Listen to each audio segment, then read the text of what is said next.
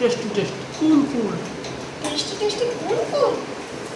কারোরটা copy করে নিজে তার ক্রেডিট নেব এই ধরনের মানসিকতা আমার আগে কখনো ছিলও না, আর ভবিষ্যতে আসবেও না। রান্না করতে আমি ভালোবাসি, তাই বাড়িতে যখনই ভালো কিছু বানানোর প্ল্যান হয় একদিন আগে আমি সেটা ভেবে রাখি যে কালকে এই রেসিপিটা আমি এই প্রসেসে বানাবো। কারণ একই রান্না আমি 10 বার একই রকমভাবেই করি না, 10 বার করলে 10 রকম প্রসেসে করি, কিছু না কিছু চেঞ্জেস তো করবই। তো এইভাবে এক্সপেরিমেন্ট করতে গিয়ে অনেক রেসিপি আমি নিজে হাতে শিখেছি। তারপর রান্না হয়ে গেলে, খাওয়ার পর ভালো লাগলে তখনই সেই রেসিপিটা আমি তোমাদের সাথে শেয়ার করি। আজকে চিকেন কারির এই রেসিপি ভিডিওটা তোমাদের কাছে রিকোয়েস্ট করব, তোমরা বানাও আর নাই বানাও ভিডিওটা পুরোটা লাস্ট পর্যন্ত দেখো। তারপর যদি তোমাদের ভিডিওটা দেখে ভালো লাগে তখন না হয় তোমরা ঘরে বানিও। আমাদের যেহেতু খাওয়া দাওয়া হয়ে গেছে তাই জন্য আমি তোমাদেরকে রিভিউটা প্রথমেই বলি, এতটা সুস্বাদু হবে আমি সত্যিই কল্পনা করিনি। আর সত্যি বলতে এই রান্নাটা আজ আমি প্রথমবারই করেছি, তার কারণ এর আগে তো একবারও করিনি, আর এটা এরকম ভাবনা চিন্তা করেই প্ল্যান করে রেখেছিলাম যে এই প্রসেসেই করব। তো তোমরা ইনগ্রেডিয়েন্টস প্রথমে দেখেই নিয়েছো যে আমি কি কি নিয়েছি প্লেটে। তো সেগুলো সবটা আমি অল্প তেলের মধ্যে আগে জিরে ফোড়নে দিয়েছি, ফোড়ন যদিও না, ওটা সবটাই পেস্ট হবে। তো তারপর একে একে দেখেছো যে যেগুলো প্লেটে রাখা ছিল সবটা কিন্তু আমি একটু হালকা লবণ দিয়ে বেশ হালকা একটু ভাজা করে নিয়েছি। আর এখন সেগুলো উঠিয়ে ঠান্ডা করতে দিলাম, কারণ ওটা যেহেতু পুরোটা পেস্ট হবে, তোমরা বুঝেই গেছো যেহেতু উঠিয়ে রেখেছি। আর এখন আমি চিকেনটা বসাবো, এই জন্য বেশি করে তেল দিয়ে একটুখানি চিনি দিয়েছি, ওটা ক্যারামেল হয়ে গেলে বেশ ভালো একটা কালার আসবে। তো ওটা ক্যারামেল হয়েও গেছে, তোমরা দেখতে পেয়েছো। তারপর আমি জিরে, শুকনো লঙ্কা, তেজপাতা ফোড়নে দিয়েছি। আর ওইখানে আমি যে পেঁয়াজটা নিয়েছি, আমি দুটো পেঁয়াজ নিয়েছিলাম, একটা বড় একটা ছোট। ছোটোটা কুচিয়ে আমি এখন তেলের উপরে দিয়েছি, আর বড়টা একটু বড় বড় করে কেটে ওই যে হালকা ভাজা করে উঠিয়ে রেখেছি। তো এখন দেখো পেঁয়াজটা ফোড়নের পরে দিয়েই আমি 10 থেকে 15 সেকেন্ড মাত্র রেখেছি। কোনো রকম গোল্ডেন ব্রাউন করার কোনো প্রয়োজন নেই, কারণ দেখেইছো যে আমি তার পরপরই কিন্তু চিকেনটা দিয়ে নিয়েছি। চিকেনটা যেহেতু এখন আমি ওই ফোড়ন আর পেঁয়াজের সাথেই ভাজা ভাজা করে নিচ্ছি, এইগুলো করতে করতেই তখনই দেখলাম ঘড়িতে যে একটা প্রায় বাজতে চলেছে।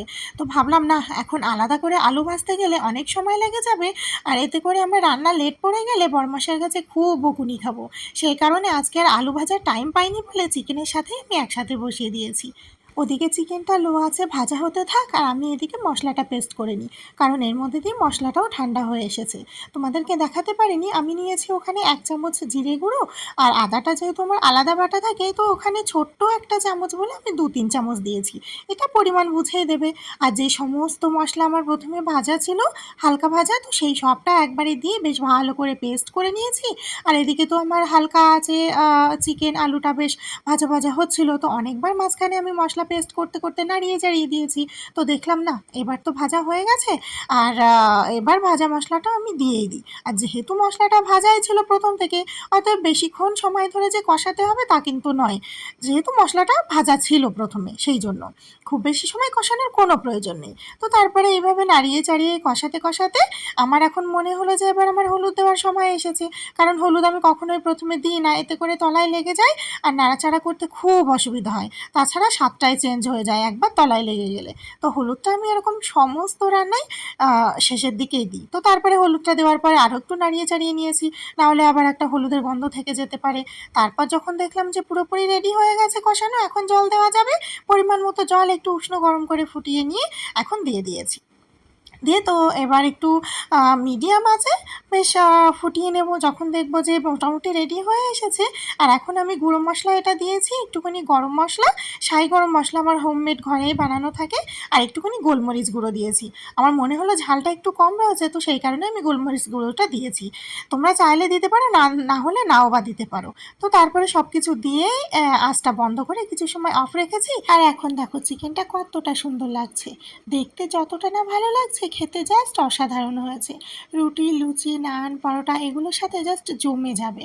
আমরা যেহেতু দুপুরে খাবো বলে বানিয়েছি, আর বাঙালি দুপুরের খাবার মানে তো বুঝতেই পারছো, ভাত তো লাগবেই। তো গরম গরম ভাত আর এই চিকেন কারিটা দিয়ে আজকে আমাদের লাঞ্চ কমপ্লিট হয়েছে। পেঁয়াজটা ওইভাবে ভেজে দেওয়ার কারণে পেঁয়াজ ভাজার যে হালকা ফ্লেভারটা এতটা ভালো লাগছিল মানে চিকেনের সাথে, আর তার সাথে গ্রেভিটা হয়েছে একেবারে দইয়ের মতো গাঢ়।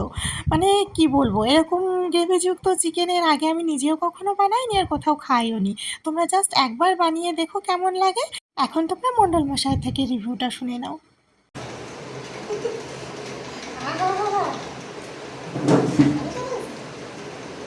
Tasty tasty cool cool.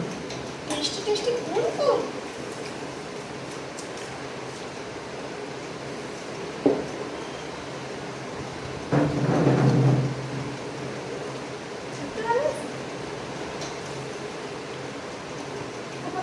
ভালো যদি করে তাহলে কি করতে হয়? Thank you.